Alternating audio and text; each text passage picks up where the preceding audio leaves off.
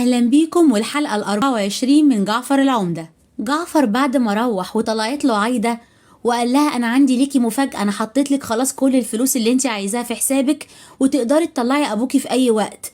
ولما طلب منها انها تقول له مفاجأتها قالت له انا حامل، واتفاجئت لما جعفر قال لها انا كل ده عارف ان ابوكي ميت وان انت عايشه معايا طول الفتره دي علشان تاخدي الفلوس وحطيتهم لك في حسابك، وكمان قريب هبعت لك ورقتك. وهنا عايده بتقعد تعيط وبتنزل لصفصف علشان تشتكي لها وبتقول لها انا مش عايزه اتطلق، وكمان بتحكي لها الحاجه اللي كانت مخبياها على جعفر، وبتقول لها فاكره لما قلت لك جعفر ممكن يسامح حد خبى عليه حاجه؟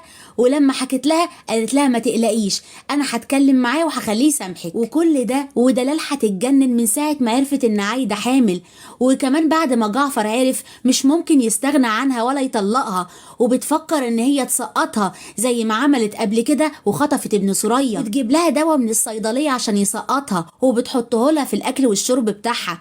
ولما عايده بتاكل بيجي لها مغص شديد جدا وبتفضل تصوت وبتفضل تتلوى من كتر الالم، ولما بيودوها على المستشفى بتبقى خلاص سقطت. عايده بتزعل قوي ان الحمل بتاعها ما كملش علشان دي كانت الحاجه الوحيده اللي هتقرب بينها وبين جعفر اكتر. جعفر بعد كده بينزل عند صفصف وبيبقى بيعيط وهي بتفضل تحضنه وتطبطب عليه وبيقول لها انا مش عارف مين اللي عايز يقطع ذكري من الدنيا ياما، كل عيل يجيلي يروح مني على طول. وكل ده وجعفر ما يعرفش ان دلال هي اللي ورا كل المصايب اللي بتحصل له، وهي اللي خطفت ابن سوريا وكمان سقطت عايده. بس سوريا ونرجس بعد كده لما بيروقوا الشقه وبيروقوا اوضه دلال بيلاقوا ان في دواء جاي من الصيدليه اللي هو بيسقط الحمل، وبعد كده بيفهموا ان هي اللي سقطت عايده. بيعرفوا صفصف كل حاجه وبيحكوا لها اللي شافوه. بلال شامه بقى زعلان على نفسه جدا بعد ما رجله اتقطعت، وبيقول لنفسه ده اكيد ذنب جعفر اللي انا لحد دلوقتي ما قلتلهوش مين ابنه، وبيتصل بصادق صاحبه عشان يجي ياخده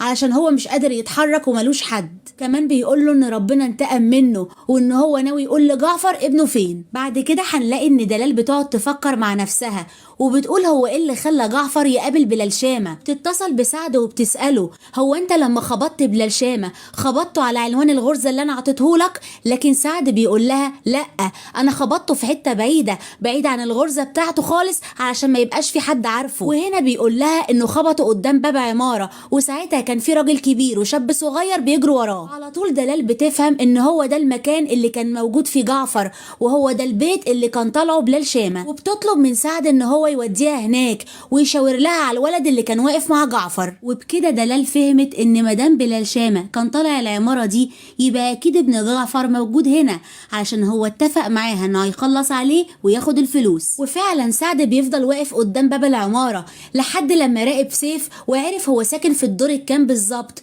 وعرف دلال هو موجود فين، وهي طلعت وخبطت عليه واتفاجئت اول لما شافته. ودي كانت اهم احداث الحلقه ال24 من جعفر العمده. اتمنى يكون الفيديو عجبكم، ما تنسوش دعمكم ليا بلايك واشتراك، والسلام عليكم ورحمه الله وبركاته.